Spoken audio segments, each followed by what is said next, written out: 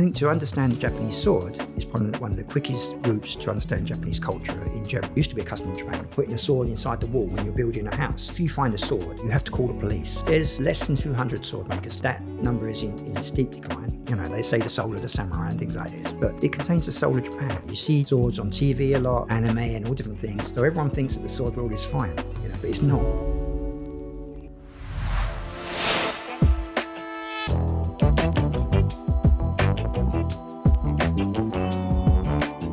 Welcome to Unpacking Japan. I'm Toby, and today in the studio we sit with Paul Martin. Thank you so much for coming. Thank you very much for having me. You're a Japanese sword specialist. Yes. I've been studying them, working with them, and learning about them for a few decades now. Yes.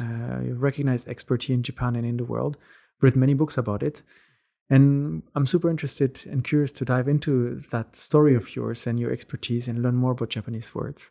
So let's start at the beginning with what brought you here in the first place. Why did you come to Japan? Yeah, so that's a kind of a long story in itself because my father practiced karate. So I grew up practicing karate from about the age of 7. So I always had Japan in the background, and I was encouraged to watch Japanese movies. So obviously I watched samurai movies and things like this, you know. But I watched other movies on Japan, lots of movies, you know.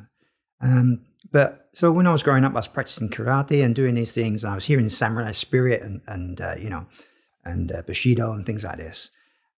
But I was from a very working class background. So I didn't get to come to Japan, you know, at first. Mm-hmm. And then I was an electrician in London. And by chance, I was out of work. And by chance, I went to the British Museum with my friend because his father worked there. And he said, I want to go and see my father. So we popped in, and his dad said, what are you doing for work? And I said, I don't have any. He said, do you want a job as a security guard here? And he got me an application form, and I became a security guard at the British Museum. And within about 1 week of being in there, obviously I wanted to go into the Japanese gallery. And I went into the Japanese gallery, and there were swords all lined up in a row on display. I'd never seen real swords before. I'd seen them in the movies, and I'd seen them in books and things like this. And I was just blown away. I mean, what actually helped was there was excellent explanations on the cards beside them as well. And I was absolutely blown away at how beautiful they were and the explanations about their spirituality and their history and things like this. And at the same time, somebody said to me, oh, the man in charge of the Japanese department, he's a Japanese sword specialist. And I was like, you can do that as a job? And it blew my mind, and it just completely opened my mind. And I was only a security guard for 1 year, and then I became a security manager. But 4 years into being a manager, somebody quit in the Japanese department, and they offered the place up. And first, it's offered internally within the British Museum, and but because at that time, British Museum was still kind of a Victorian institution. It was based on pay bands, whether you could apply for the job or not. And I was like half a pay band below being able to apply. So I went up to Human Resources and complained. But I was already kind of well known because they knew I was Japan mad. I'd already got them to send me to Japanese lessons at night class because, just backtracking a bit, I was blown away by the amount of Japanese tourists that were coming into the British Museum. And I wanted to speak to them. So I said, you should have a front of house that can speak Japanese. So they allowed me to go to night classes to learn Japanese as well. So they was already aware of my Japanese interest. And the lady in charge of Human Resources said, if you got this job, it would change your life, wouldn't it? I was like, yeah. She went, okay, we're going to change the rules so you can apply for the job. But after that, it's up to you. So I went around and I was like studying as mad as I could. And I finally got into a draw with somebody else who was trying to transfer from the same position in the Asian department and go into the Japanese department. And they asked my future boss, they said, who do you want? My boss was called Victor Harris, the Japanese sword specialist. He was very famous. He was a kendo man and all these things. And Victor said, it's not my job. You're Human Resources. You choose. So they went to the boss of the guy in the Asian department, and he said, as far as I'm concerned, Paul came from behind, so Paul's won. So they gave me the job, and I broke a glass ceiling because I became the first person from support staff to go directly into a kind of academic position and I didn't have any qualifications per se. That was going to be my next question. You have a training background in being an electrician, then you worked as a security guard and head of security, and suddenly you're in charge of the Japanese department without necessarily any kind of academic education in the field of Asian studies, Japanese studies. I was support academic staff. They called us. What did they call us? We were curator D on our contracts, but we was called museum assistants. But so we supported the main curators within the department, and I was supposed to work with everything. I wasn't only supposed to work with swords. So what were your new responsibilities then as you got the job? What does it mean to work at the British Museum, kind of in this Japanese department? Well, it was great because I only worked a 5-day week, and then I got to go to Japan because which was part of your duties to courier objects backwards and forwards, like either take something out or bring it back, or take it between event places within Japan, things like this. So that was excellent. I got to go to Japan. So there was all this kind of serendipity involved, and nobody else wanted to touch the swords because they were scared of them, and they're quite sensitive. Really? Yeah. I mean, apart from my boss, who's a sword specialist. So he was quite glad to have someone to teach, someone who was interested in the swords. So they were kind of giving it into my care under his supervision. So he used to teach me about the swords, how to take care of them, how to maintain them, things like this. And I used to get to put them on display and take them off display and put them away and catalogue them and things like this. So that was my in, and I got to go to Japan for the first time. Yeah, what was that first trip to Japan like for you? Yeah, well, like I said, I'd seen lots of Japanese movies, not just samurai movies. So I didn't come here thinking that I was going to see people wearing swords or anything like that. But so it wasn't that much of a surprise, really. It was, and I was already speaking some Japanese, so it was quite easy to move around, and everyone is so welcoming. You know how it is. You first come to Japan, you go konnichiwa, and they go, oh, your Japanese is excellent. And then once you've been here 6 or 7 years and you're speaking Japanese, they say, you really should try better with your Japanese. Well, nowadays they still say your Japanese is excellent after you say just a few words, but I can't imagine the situation. When was that? That was in my first time coming to Japan was 1998. And then I finally moved here in 2004. So you were doing a few back and forth, still working for the British Museum at the time. What kind of collection were you trying to put together at the museum and was on display when you were working there? Sorry? The collection at the British Museum of Japanese goods. Yeah, so you have like prints and paintings, and you have 3-dimensional objects, and you have organic objects and things like this. So, you've got wooden sculptures from the Kamakura period, and then you've got the paper from the prints and drawings and things like this. But then you've also got ivory and netsuke and all these different other things. But then you've got not only the swords themselves, but you've got the mountings, which are mixed in there, so you've got organic parts and metal parts and things like this. So, so everything has to be kept in kind of different storage usually, but with the swords, and the armor is the same, so it's quite difficult. How do you choose what should come, at least or even for a temporary exhibition, to the British Museum, and what fits in here, and how do you kind of source all those artifacts? Well, the British Museum collection is quite vast. There's lots of things in the basement that doesn't see the light of day for a long time.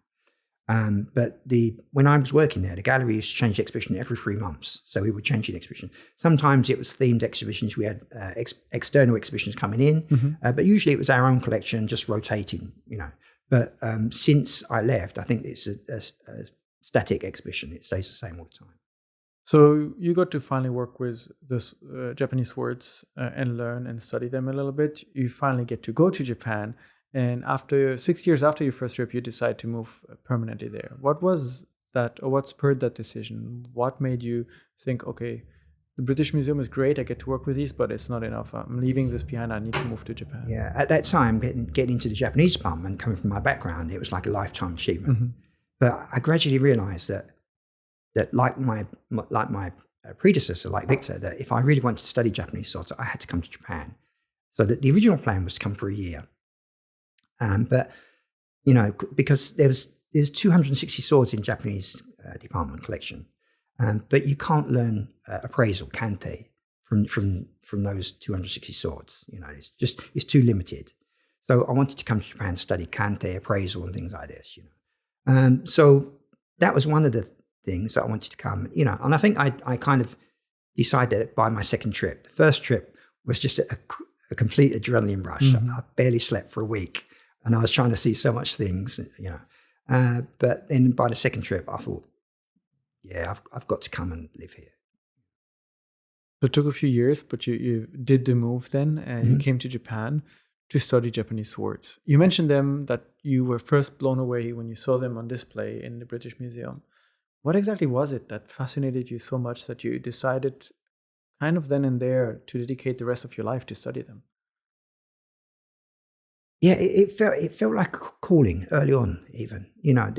Like I said, there was so much serendipity from my background to get into the Japanese department, then get to Japan. And then when I'm in Japan, I've got mutual colleagues in institutions in Japan who are showing me things that the average Japanese person doesn't get to see. Mm-hmm. And yeah, I mean, other things that just happened by chance. And I thought, this is what I've got to do. I think it was decided for me. So when you got to Japan and you finally moved here, what was your plan? Did you go out and kind of get in touch with those mutual colleagues to see if you could get a position at the museum in Japan? Or how did you approach this? Well, now I'm here, but I want to study swords. Yeah. So all around Tokyo at that time, there was about 5 different sword study groups.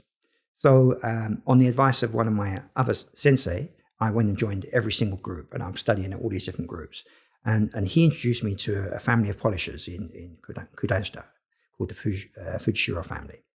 And I got to go there and see polishing happen for one day. I already knew the family anyway, but I got to see them polishing swords for one day. And I said, can I come back next week? They said, yeah, sure. But when I was going, I went every week for about 3 years. And so I become like the D'Artagnan to their group of apprentices. And so we'd go to study groups together. But when I was going to their studio, during their tea break, they'd pull out famous masterpieces out of the safe, put it in my hand and say, who made it? So I had to appraise it on the spot. And this was just such invaluable training. That it just being on the spot and having a look at it and make a decision. Even if you got it wrong, they'll tell you why you got it wrong, or, oh, that's close, that's not a bad guess, and things like that. And it was just this like fantastic training. What makes Japanese swords so uniquely famous if we compare them with swords maybe from Europe back in the day? I mean, to mind only comes legendary Excalibur in the UK, but otherwise we don't really know too much, or I don't really know of European swords. But in Japan, it's this guy made this sword, and this samurai had this sword, and there's like something that stays through time. Mm-hmm. So for the most part, Western swords and Japanese swords are like apples and oranges, So it's, because the armor's different and the background is all different. But there's kind of a comparison between Excalibur and the imperial regalia sword, the Kusanagi no Tsurugi. They have these mystical qualities, and they're kind of the symbol of divinity for the ruler of the country and things like this. So there's a comparison there, but. One of the most common comments on Facebook whenever I post anything about Japanese swords is, Western steel is much more stronger and better than Japanese swords. Duh. Yeah, we know this. That's not the reason that they're still making Japanese swords with all the archaic methods and things like this. It's because Japanese swords contain the spirit of the Japanese people. They say the soul of the samurai and things like this, but it contains the soul of Japan. And it reflects. I think to understand the Japanese sword is probably one of the quickest routes to understand Japanese culture in general. Why? You can attach it to most different parts of Japanese culture. So you go from the origin myths of Japan, and you have that story I was telling you about, the Kusanagi no Tsurugi. So there's this story, which is not a Japanese sword, or it might be, but it's actually probably a double-edged bronze sword. From about the 3rd century or beyond that. And because between the 3rd and 6th centuries in Japan, that's when domestic sword making began to take off. And they were making swords, straight swords, either double-edged swords or single-edged swords, based on shapes from the Asian continent, so from what is now Korea and China and things like this. So, So the history of Japanese sword making starts 3rd to 6th century. Yeah. Ish. Yeah. So there's swords from burial mounds made around the 3rd century that have inscriptions in that pretty much states they were made domestically. So, but, we still don't have the curved sword. The curved sword appeared around the mid-10th, 11th century, the perfected Japanese curved sword as we know it. But people often refer to it as the katana. Yeah. Well, at that time, it was tachi. Okay. And there's all different names for different periods, what they call things, koshimono, and all these different terminology. But it's best not to get focused on that because you'll get lost, But for basic licensing periods, reasons these days, you have tachi, katana, wakizashi, tanto, but then you also have halberds like naginata and tanto daggers, by the way. And you have naginata and spears, which are called yari. And these all come under the umbrella of nihonto, of Japanese swords, But, and the common factor between these is they're all made from fold forged steel, and they've all been quenched, so they all contain the same kind of characteristics as Japanese swords. Now, the tachi was worn mostly for horseback warfare, so the original straight swords were called tachi as well. So they're worn with a cutting edge facing downwards and suspended from the hip. So, so they can move about a little bit because they're suspended from the hip, but there's not really any lateral movement. And you can turn it over and draw it like a katana and strike this way. The katana, on the other hand, is a later, I wouldn't say addition. It's like evolution. It's not even an evolution. It's just a different way of using the sword because the basic construction of tachi and katana is the same, which is called shinogi sukuri, is for the most part. There's hida sukuri as well, but shinogi sukuri has that ridge line. So it's got that kind of acute shape, where it comes down to the cutting edge. So whereas the katana, on horseback, they wore tachi. And the main reason they wore tachi with a cutting edge facing downwards was so that the point section of the blade pointed away from the rear of the horse, so it didn't bump the sword and knock the sword out of its scabbard or knock the sword out of your belt or something like this. Whereas the katana was for mass infantry warfare. So the original katana was very short. It was called an uchi katana. And the cutting edge length is about 60 centimeters. And the handle is quite short. So it's made for one-handed drawing and cutting. And that technique is called nuki uchi. So they were called uchi katana. So, so this is the reasons. But you can chronicle Japanese history pretty much by the changes in shape of the Japanese sword. So you have the original straight swords that come from the continent and the ones that were made domestically as well. And then you have the earliest curved swords of the late Heian period and the early Kamakura period, which is around the 12th, 13th century. And with those swords, the sword is mostly deeply curved in the base of the sword and in the tang, But then as the history progresses, that center of curvature gradually moves up the blade slightly. And you get to the Nanboku period, there's other changes as well. The geometry of the blade changes as well. So when there was the Mongol invasions, the geometry became very thick. It was called hamaguri, so like clam-shaped in its cross-section, so that it could cleave through the Mongol leather armor and things like this. But when you get to the Nanboku period, the swords suddenly become very oversized. Now, because they become very oversized, very long, they have to put, they had what's called a bohi, a groove in the blade from before that anyway. But it's like your basic I-beam technology. It just removes material and reduces the weight of the blade. Now, because these swords being made extra long, they're extra heavy. So, so you have to put a groove in it to make it lighter, and they're made thinner in construction as well. But because they're so long, they were hard to use. So in later periods, again, they were shortened and they lost their signatures. So in other words, over time, basically, the Japanese sword, if we can kind of generalize them all under this category, adapted to the situation of the period that Japan was kind of going through. Who was the adversary? How was warfare being conducted? And so when we study Japanese swords today, we can study all of it through the kind of the shape. Is that correct? Yes, it is correct. But having said that, Japanese sword was never the primary weapon. So Japanese swords were very rarely used, actually. The most effective weapons are the ones you can use furthest away. So obviously you have bows and arrows, and then you had spears and yari and naginata. And then, but even throwing stones came before swords. So Japanese used to record all the injuries from deaths from battle, and swords were less than 5%. When you start diving down that rabbit hole of Japanese swords, where do you start? Because there's so many things to study, from how the swords are made, from how it's used in different periods, from who makes them and who uses them, and many more things. So do you do all at once? Did you kind of start with one area that you were particularly interested in? I did start off like that, but the study of Japanese swords is so wide for all those reasons you said, and including spirituality, art, all these different things, So I had to take a step back. So I originally focused on being able to appraise swords and things like this. I won the appraisal competition in Tokyo twice, but it's very niche.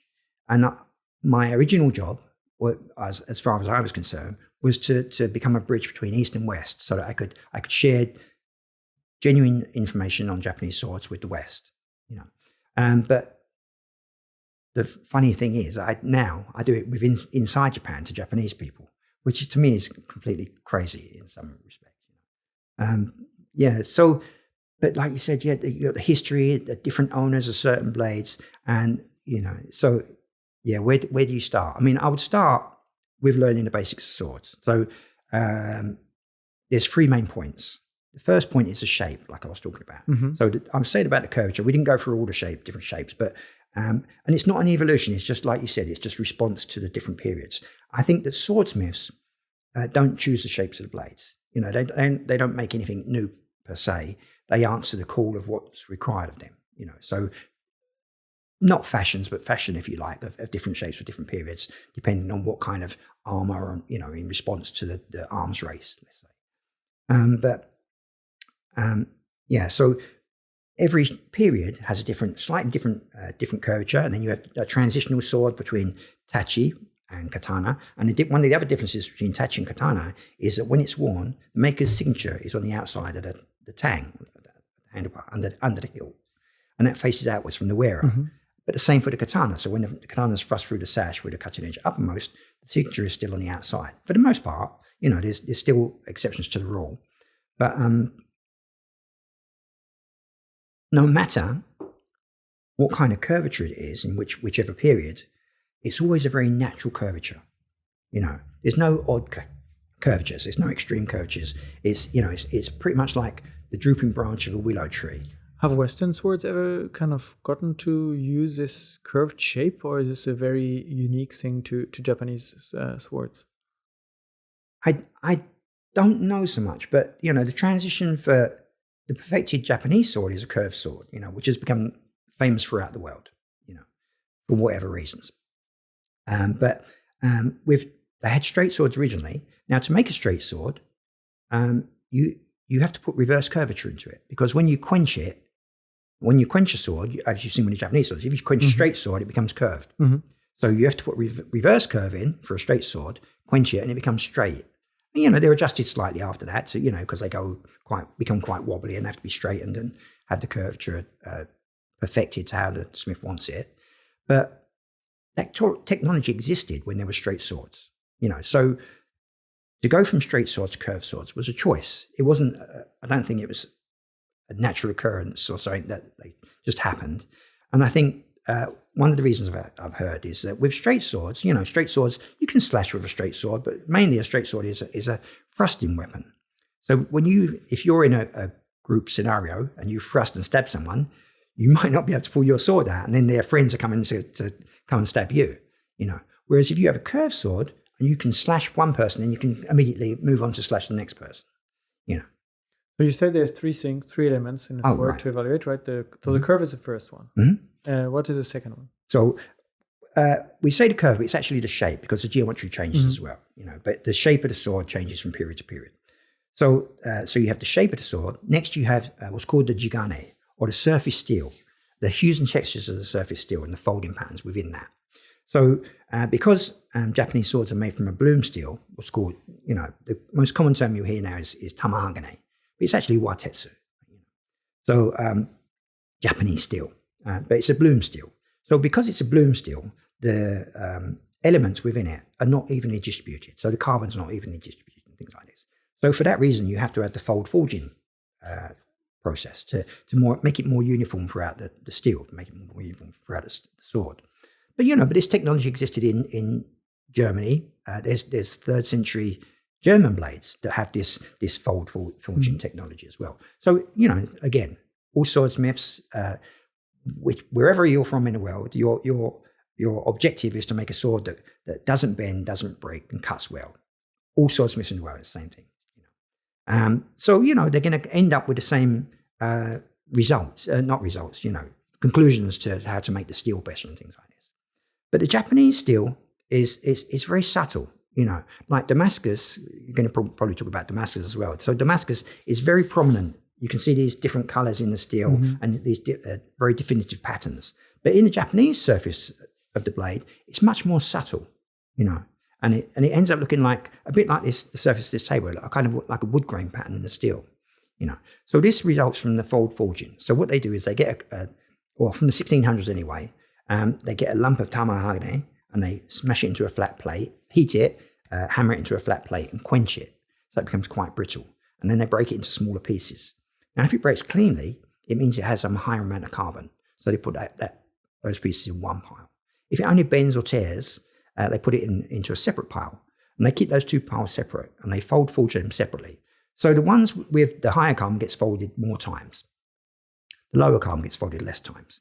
And the lower carbon steel is used for the core steel. And the higher carbon steel is used for the jacket steel, the outer steel of the blade. And then it's, they're wrapped around each other and hammered out into the shape of the blade. So this stretching of the steel creates this kind of wood grain pattern in the steel, this repeated fold forging. And then once it's hammered out into the shape of the blade, they apply a layer of clay. Now there's two ways to do this. You can apply clay along the whole blade and then scrape it off along the cutting edge, heat the blade till it's red hot, and then plunge it into a bath of water. And this is a differential hardening technology that makes the cutting edge cool very quickly and become very hard, whereas the back of the blade with a thicker layer of clay retains its ductility because it cools down slightly more slowly. But the fold forging process produces this kind of wood grain pattern of steel and this jugane. But depending on where the raw materials, the original sand iron came from, to make the tamahagane, or the way the tamahagane was made, or the way it was forged by a particular school, produces different hues and textures in the surface of the blade, which is brought out through fine polishing. So, so from the shape of the blade, you can tell which period it was made in.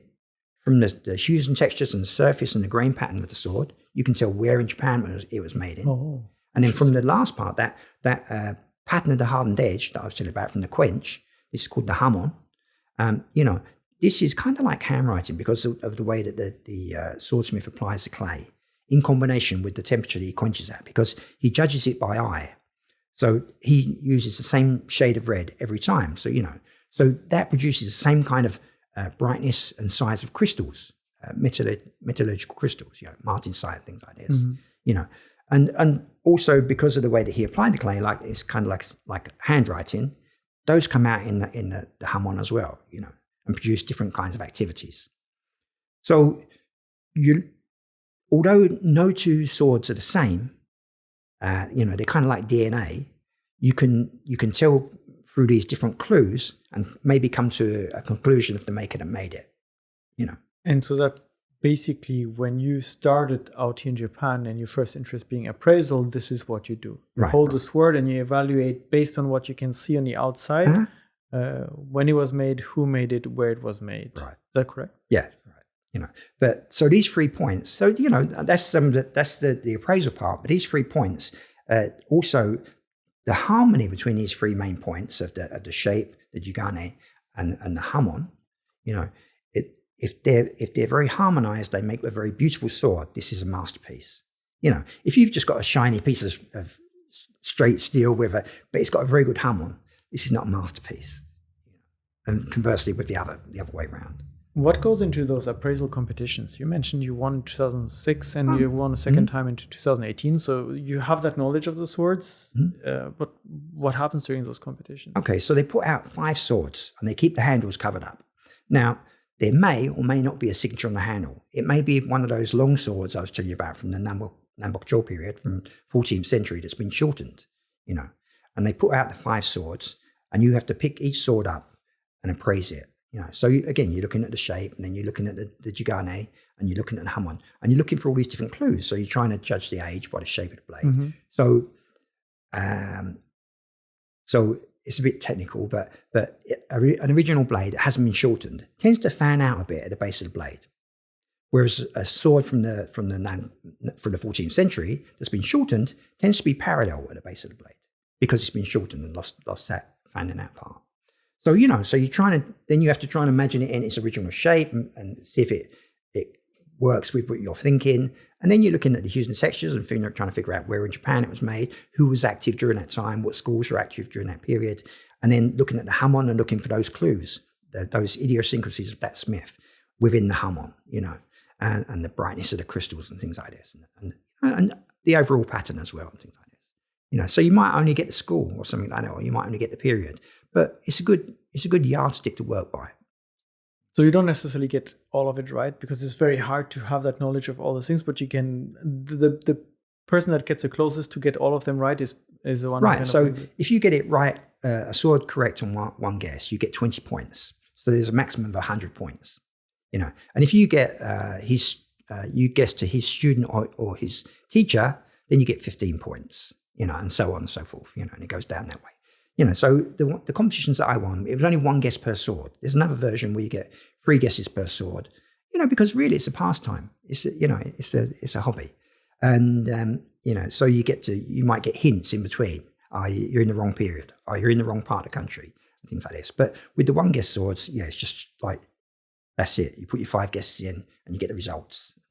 So whoever gets the most points out of 100 becomes a winner. You mentioned that what makes some of these swords really special is like the harmony between the 3 parts that kind of makes the sword.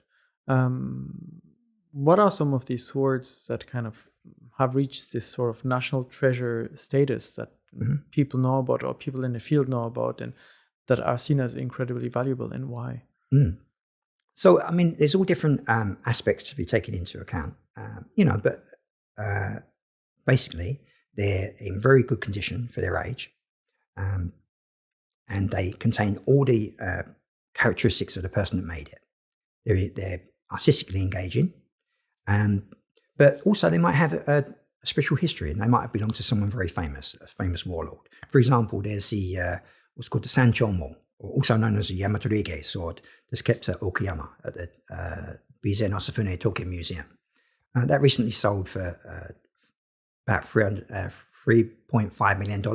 Wow! About 5 years ago.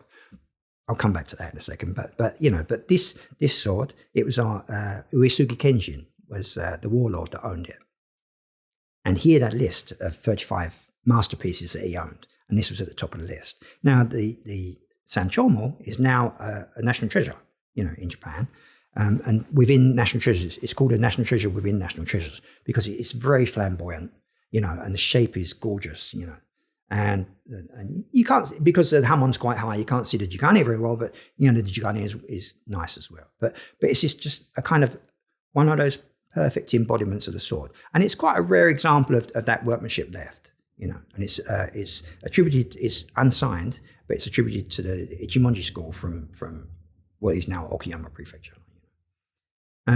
But on top of that, when you look at this sword, you're seeing the same things and getting the same impressions as this famous warlord from 400, 500 years ago, and that gives me goosebumps. And that is one of the things about Japanese swords that really moves me. It's kind of rare, to go back to my earlier point, that we have all of these swords from all of these warlords, and we know who made them and where they were made and have all that history. To compare again with Europe, we know Excalibur, but besides that, I wouldn't be able to know any of the swords. Yet in Japan, it feels like there are so many that are known, that are exhibited in museums, and that we can trace the history of. Yeah. So I'm sorry, I'm completely not. But you wanted to get back to that point of the 3.5 million. Right. So the Japanese sword is art, and it's always been art. So the earliest extant evidence is a painting scroll called Matsuzaki Tenjin Engi that's kept in Hofuten Mangu. And there's a painting of an everyday scene from the Kamakura period a disc general sitting on his tatami mat in his house. And it's, it's this everyday scene. His wife's over to the side, and there's two young ladies in front of him that may be his daughters or his assistants, But he's sitting there and he's admiring the beauty of his sword. So, okay, so how do I know this? How do I know he's admiring? How do I know he's not seeing if it's, just checking if it's okay? Well, he's not looking at the cutting edge to see if it's sharp, because when you look at the cutting edge, if you can see a line, it means it's blunt. But if it fades away to nothing, it means it's sharp. Okay. He's not doing that. He's admiring it from far. So if he's admiring it from far, that means that there was some kind of refined polishing techniques that allowed him to see into the steel, see the beauty of the steel, and see all these different activities and characteristics of the people that made it. So how do I know that? How can I prove that? Well, he's not looking at it from the side like this, close up, and see if it's got any cracks or chips or anything like this. He's admiring it from afar. But most importantly, he's resting it on the sleeve of his kimono.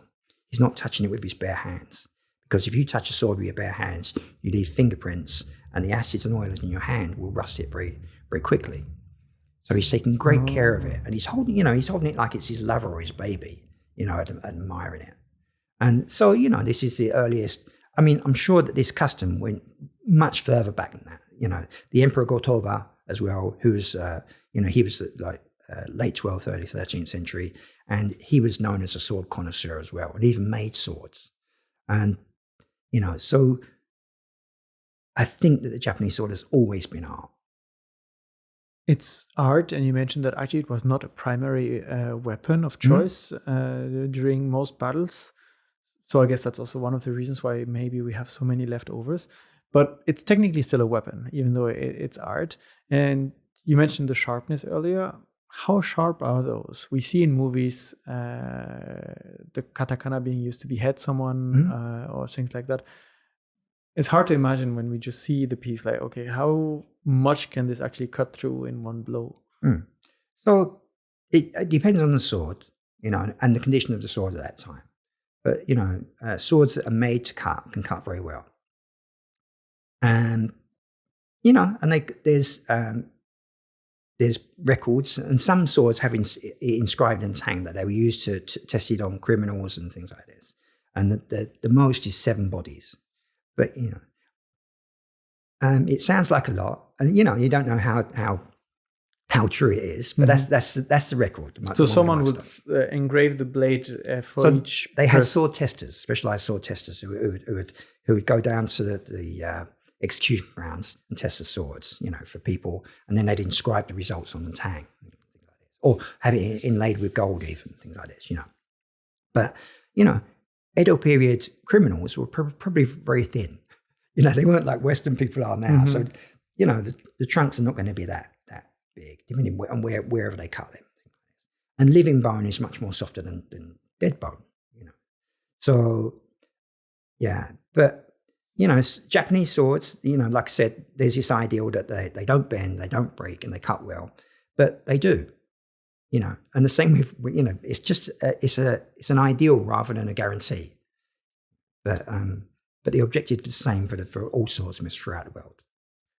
So you go down this path of studying and learning all of this, and I'm sure that it kind of brought you to all corners of Japan, and you got to meet swordsmiths, you got to meet some of the polishers and the families that have been kind of keeping up with the tradition. Can you tell me about that experience if we go back in time to when you first arrived and you started working with that family and going to those groups in Tokyo? Where has this path kind of taken you? Yeah, well, I think that if you show willing, that you really are interested, that doors will open for you very easily in Japan. And everything is word of mouth. So, the more that, once I won the competition, and I was doing translations for people, and my name would get, because there's not that many foreigners doing sword, or there wasn't at the time, that many foreigners doing swords in Japan. So my name would get passed around, And also, I had my sensei's connections in Japan. They knew me, so, they would vouch for me and things like this. There's also a dark side of Japan, where because reputation is everything in Japan, So some people decided to try to rubbish my reputation, and say, "Oh, he's a liar. He didn't work. He didn't work at the British Museum, or he was only ever a security guard. He didn't work in the Japanese department." But and I don't think this was a racist thing. I think it's just the dark side of Japan, because it happened to some of my Japanese sensei as well. So it's just one of those things, and you feel very victimized for a while, but once you get your head around it, that's just how it is. Because the truth will win in the end anyway. Because, but it was kind of scary when it first happened. Yeah, I can imagine. Suddenly it's like, oh, is my dream of continuing to study swords in Japan going to be taken away? Yeah. But in the end, you continue to build your reputation. Yeah.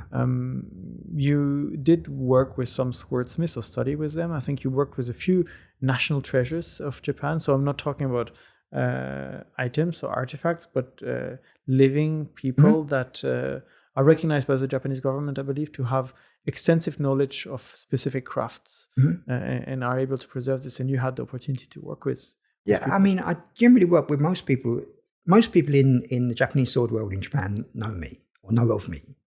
And I've worked with different. I'm trustee for a particular sword group called the MBSK, and I've worked extensively with the MBTHK, the Japanese the Sword Society for the Preservation of Japanese Swords.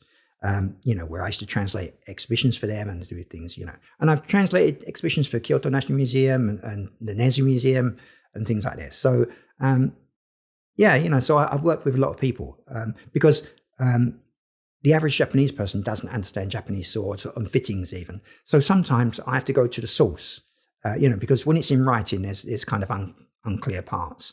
So I either have to see the object itself, or I have to go and ask the person connected to it directly. So I've worked with a very wide range of people, and I've even given talks to in English and in Japanese, which was very strange, to members of the Japanese royal family on Japanese swords. So. Wow. How many people are still making those swords today? Today there's less than 200 sword makers, licensed sword makers working today. That number is in steep decline. About 15 years ago, there was about 300. But it's in decline in general. You see swords on TV a lot and things like this, and anime and all different things. So everyone thinks that the sword world is fine, but it's not. It's there's no Japanese economy is not so great, and so there's not money within Japan to buy swords. So they're kind of pinning their hopes on Westerners to buy swords and keep the craft alive that way, Those are then art pieces and collection pieces. Yeah. Primarily. Well, swords for martial arts as well. So within Japan, you can't use any foreign-made swords. So you can't use Chinese, cheap Chinese or Korean swords to do martial arts with. You can only use ally swords, blunt ally swords, or traditional Japanese swords, which, anyone who uses a shinken, a real sword in Japan, uses one of those. Oh, interesting.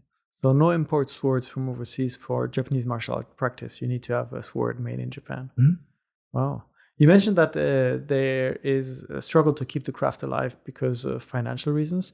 Despite like a boom of sword, like we saw Demon Slayer has popularized these swords a little bit amongst the younger generation. And I think a few years ago, there was a game that came out, I think it's called Token Rambu, which also popularized Japanese, like these mythical Japanese swords, and got fandom behind it too. I think there was even crowdfunding opportunities. Still with this, there's a struggle to get people behind the craft. Yeah. So, you had these booms like Token Rambu. So Token Rambu is still going. Token Rambu has become very diverse now. And because of Token Rambu, I think they had a massive influence on the sword world. So there's nowadays there's a lot more female curators of Japanese swords in the museums and things like this. But most of their fans are more interested in the anime characters that they produce. These kind of ikemen, like very dashing young men characters and stuff like that are based on famous swords. But on top of that, Token Rambu, the company, are doing exhibitions trying to educate future generations, and they're doing movies and stage plays. But so they're doing quite a lot, and they commission swords from swordsmiths sometimes. So they're doing a lot. But I think that every generation's in, or every generation's boom is different. My generation was, Kurosawa movies and Takakura Ken and things like this. Then you had Rurouni Kenshin and Token Rambu and what's the Demon Slayer, the current one, Kimetsu no Yaiba, things like this. But I don't think that for the most part, they don't really contribute to the economy of Japanese swords, of real Japanese swords. They've got their own kind of economy. There's an element of crossover, but for the most part, that's that world. And the young girls that or no, they're not so young anymore, but the girls that like Tolkien Rambo, they again, like I said, there's a very small number that own swords within that group, but they mostly own goods. There's like a whole goods manufacturing thing that goes on alongside that. Can anyone in Japan buy a sword to have as a collection piece at home? Or are there regulations around owning? Yeah, anyone in Japan can own a sword. But every sword in Japan is licensed since about 1952, 4, something like that. So after the Second World War, sword making and all martial arts were banned for about 7 years during the Allied occupation. After that, when sword making come back, there's something called the lost generation because lots of swordsmiths didn't come back. But when it restarted, swords had to be licensed. So first of all, they licensed all the different daimyo collections, and then they started licensing swords owned by the public. But from that time on, if you had a Japanese sword, it had to be licensed. So every sword has to have a license, and it's the same with guns as well. Arquebuses and things in Japan, they have the same license, which makes it a bit confusing. But so if you export a Japanese sword, you have to return the license and apply for an export permit. Or actually apply for the export permit and then return the license after. But anyone in Japan can own a sword. Interesting. I would have thought that because it's also kind of a weapon, there might be some strict regulations about who can have one. It seems to be getting strict again at the moment in just through bureaucracy at the bunkacho and the customs and the post office and things like this. And there's weird rules that the average Japanese person is just never going to know about. So when swords were, because there was lots of swords confiscated by the Allied forces during the occupation, but that was put a stop to, and then afterwards you had the licensing. But some people kept their swords hidden and never ever got them licensed, and they still appear from time to time. And there's also a custom in Japan, or used to be a custom in Japan, of putting a sword inside the wall when you're building a house. So sometimes when they knock down a house, they'll find a sword within the wall and things like this. Oh.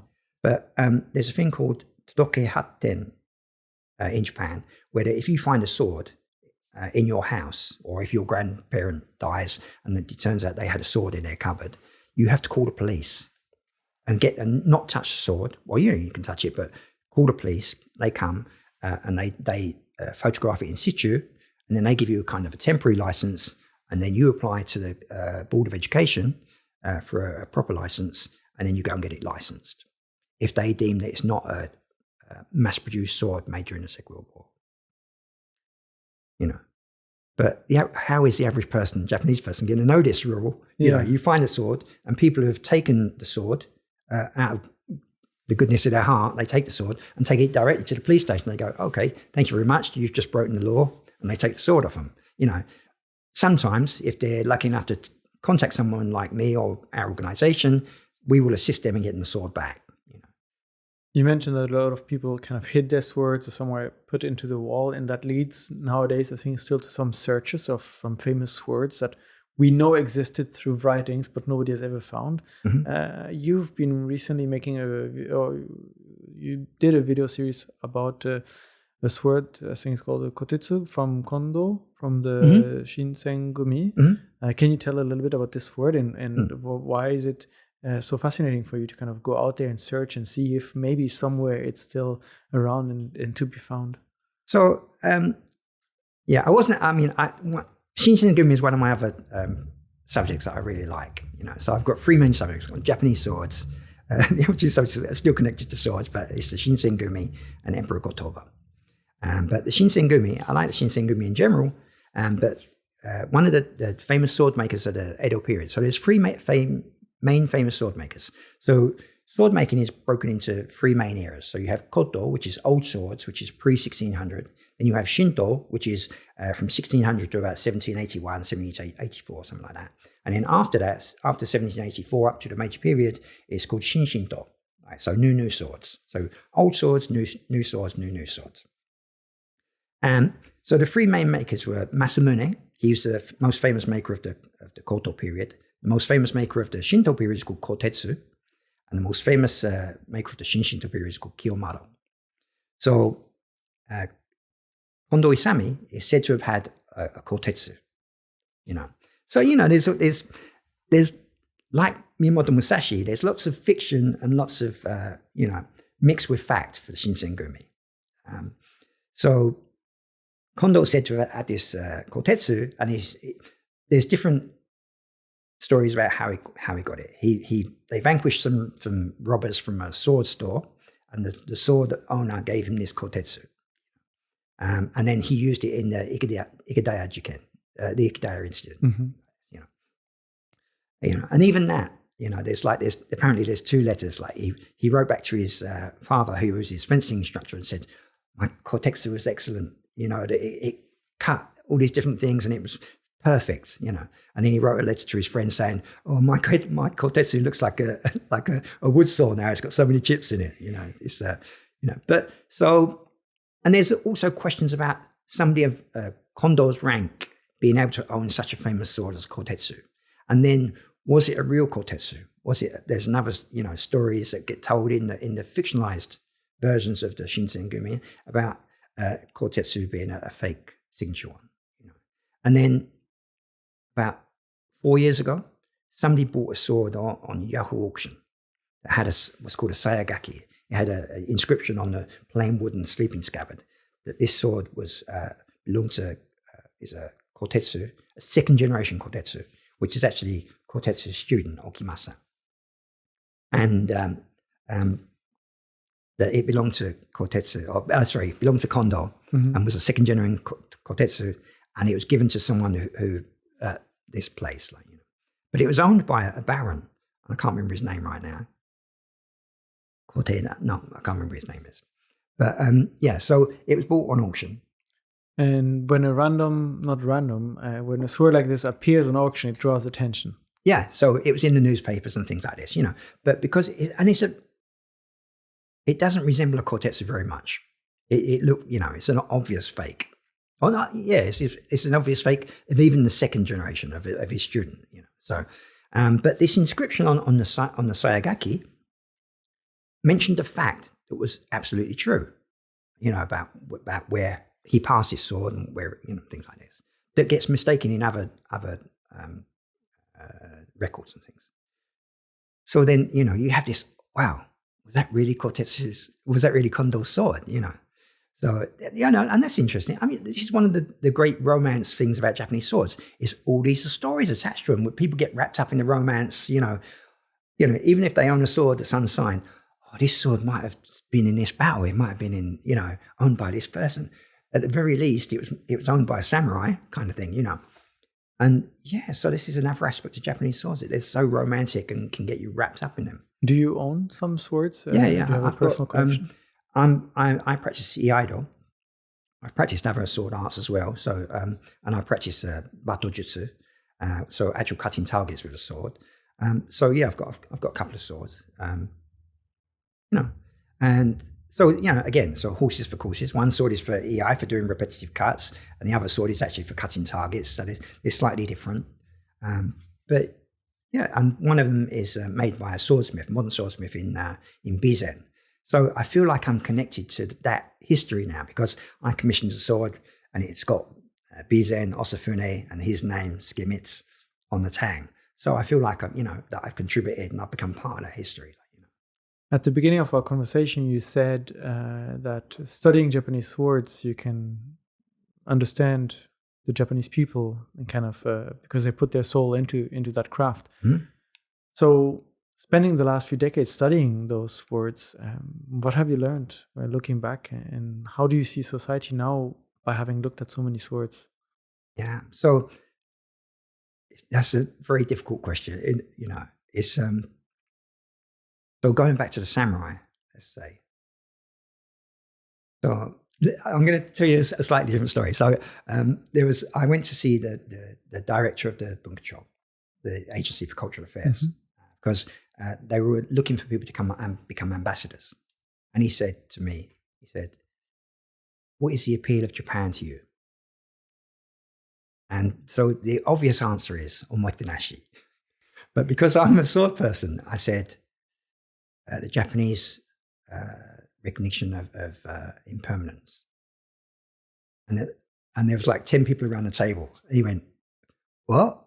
And so I said, so you got this, you've got the Hojoki, the book about the river running down, the water constantly changes, but the river stays the same.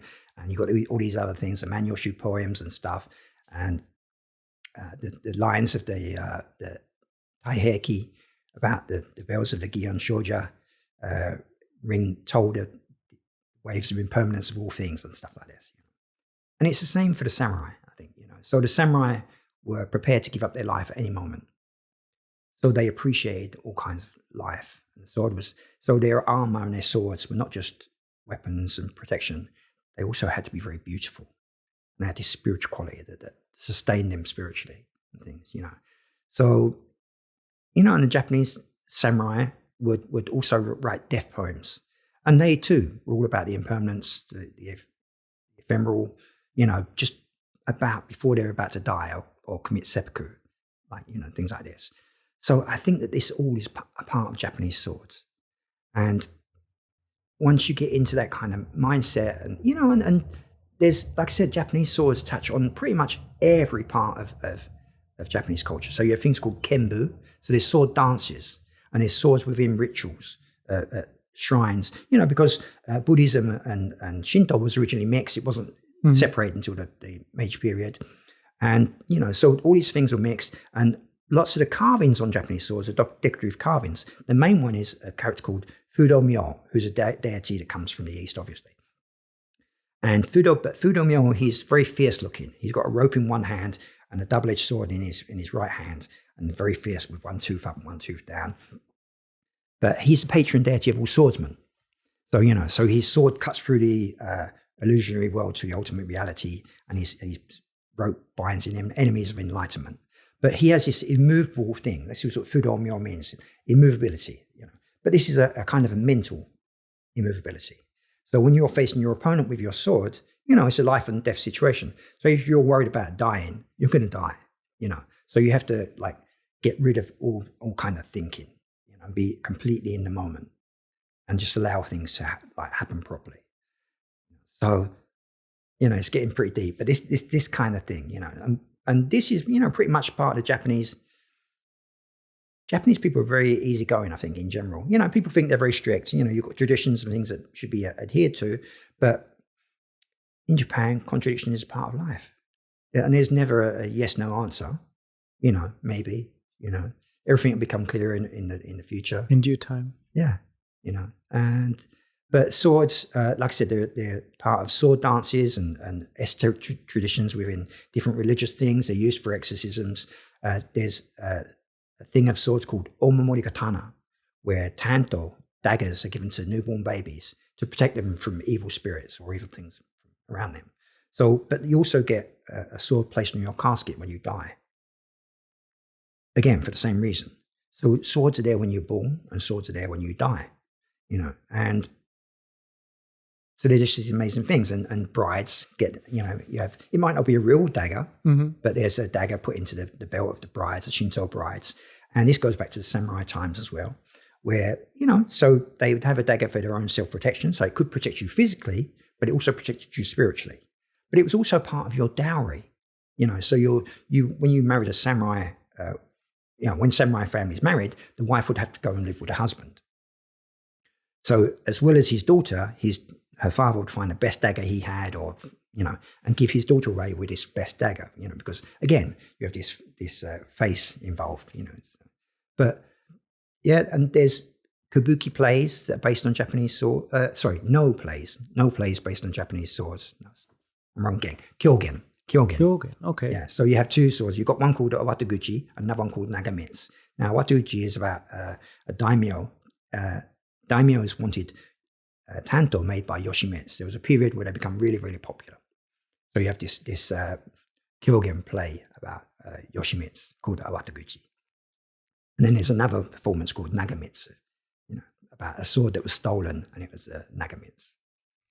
So all these elements throughout history come into play and appear in Japanese cultures in everyday life, in every aspect of life. And studying that has kind of given you an insight into life here. And I think that most Japanese people can't see the wood for the trees now because it's so permeated into the culture that they can't see it themselves sometimes, So those swords are important to be preserved. What is currently, you mentioned you're a trustee on an organization. Mm-hmm. What is this organization or the Japanese government or Japanese institutions such as museum doing to try to preserve those swords and maybe promote more interest or knowledge into this so that the craft stays alive? Mm-hmm. So at the moment, not particularly a lot, I think. They put money into tamahagane production. So that's kind of funded by the government. Partially funded, let's say. But swordsmiths and sword crafts. So when everyone thinks of swords, they only ever think of the swordsmiths because it's got all the sparks and the hammering going on. But there's actually all the other related crafts as well. So you have the scabbard makers, a part called a habaki, which is a collar that holds a sword in the scabbard and things like this, and then the hilt or the sword guard and the hilt all butt up against it and things like this. So the habaki is a very important part as well. But then you have the lacquerers and the people that make the other fittings and stuff like that. So the Japanese sword craftsmen, I think, are the original one team. So that Japanese teamwork ethic where you can't let each other down, I think that comes from all the Japanese sword craftsmen. So the Japanese government are not doing anything per se. The organizations, the MBTHK and the MBSK, are doing their best to promote, preserve the intangible skills, let's say, and certain aspects like tamahagane production, things like this. But it's very difficult. What do you do? If there's no demand, how do you save it? Is there a way to create demand, a field that would require to increase the production of swords, whether it's for cultural performances? I think there is a way, but nobody would like it. And that would be to reissue swords back to the military again. Back to whom? To the military, to the Japanese, or to the self-defense force, to allow them to have swords. Most armies around the world have swords. It's just that the propaganda associated with Japanese swords in the Second World War has created such a taboo that it's very difficult to do. Having said that, the self-defense force badge has a katana in it, has a sword in it. So what you've done in those few years while studying swords is put out a lot of material also for people to kind of get interested, videos on YouTube. Mm-hmm. You've written books, you've translated books. For someone who's new to this and interested, where do they start from the material you've already put out there? It's hard to choose. I think they shouldn't use me as a role model because I've done everything backwards. I think stay in school, learn Japanese, and then learn archaic Japanese as well, like this. But most importantly, you have to come to Japan and you have to study swords. You have to see lots of swords. That's pretty much it. And it's very hard in Japan. Everything's done by introduction, so I can't introduce people to people if I don't know who you are in the first place. Mm-hmm. So you have to kind of make your own way. Unless you're, find a teacher, show willing. You can go to the study groups on your own if you come to Japan, things like this. But if you come here, then you have to find a way to sustain yourself as well. So you're going to need a visa and things like this. So I would start, but having said that, around the world, there's a severe lack of Japanese sword curators. I do this job, but it's a great struggle. It's been lots of sacrifice over the years.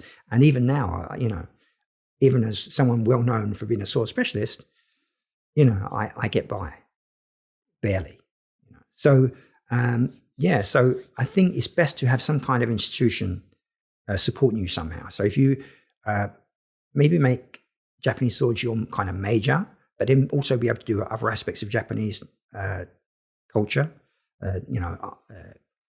Probably ukiyo-e is probably the most famous one. It's the easiest one, or netsuke or something like this. Become a specialist in those as well. But if you want to become a sword specialist, you have to study kante. You have to be able to look at swords. You have to know the history. You have to study Japanese. If you can't do these things, you can't. It's very difficult to progress. For someone curious, any book of yours that you'd recommend to read first? My most recent book is kind of interesting because it's a very easy to understand theme. It took 30 samurai over the complete history of the samurai and the objects that they owned. So you have a chronology of Japanese samurai history, and you have all these different objects in there as well, which also shows the Japanese samurai aesthetic sense, what they thought was beautiful. And for me, if tomorrow I were to go to a museum and see swords exhibited like you saw them at the British Museum back then, how can I get a better experience and appreciate the artwork and the pieces that I see there by having a better view at them and not just seeing the piece of metal exhibited there? So if you think of the sword as a canvas or as scenery, it's because there's a vast array of terminology as well, and people can get wrapped up in that and feel very intimidated.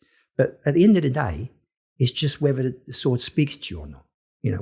So that's where the art aspect comes in, because everything is subjective.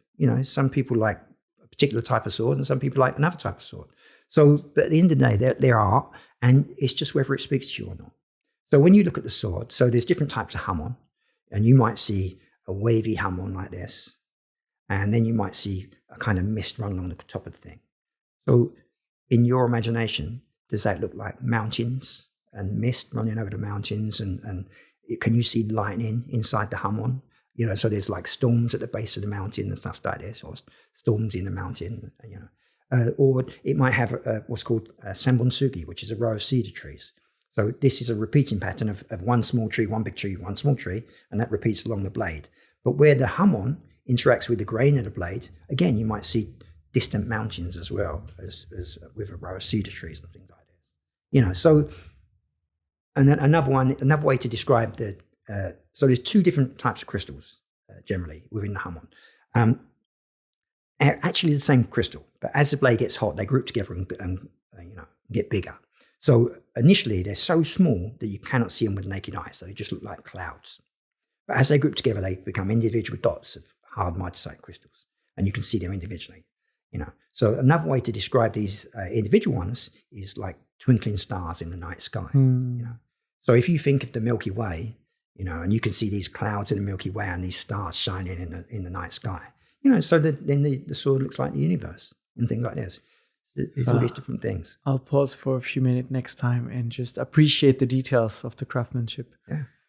Paul, thank you so much for coming, sharing your expertise and insights. We covered a lot of topics, but I'm not sure, is there anything that we left out? Something that you would have liked to talk about with regards to Japanese swords that maybe I forgot to ask? Well, I didn't get to the point, but the $3.5 million sword. Oh, yeah. Yeah. So it sounds like a lot of money for a sword, It does. But this is, an 800-year-old sword, and it was owned by a top warlord. But if it was a Rembrandt, it'd be worth $40 million. Or if it was a Da Vinci, it'd be worth $400 million. So $3.5 million is peanuts, So I think that Japanese swords are very, very undervalued. And that also affects the modern smiths, And because they're kind of undervalued, people just see them as maybe weapons makers. But they're actually purveyors of beautiful art that is undervalued. So if you let's say you buy $100,000 new sword from a modern smith, he doesn't get $100,000. He might be giving 30% away to the place where it's displayed, like Takashi Maya or something like that, But on top of that, there's at least 5 craftsmen that have got into the making of that sword. So you've got the people that made the steel, the people that polish the sword, the sword maker himself, the person that makes the scabbard, and the person that makes that collar that I was talking about, the habaki. So he's not getting nowhere near as much money as what you might think he's getting. Japanese swords undervalued, but hopefully people will get more appreciation through looking at your work and maybe commission one themselves for their own collection if they're interested.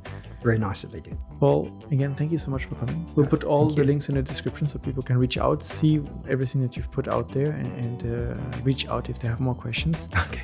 Thank you everyone for listening and watching. This was Unpacking Japan, and we'll be back in the next episode. Bye.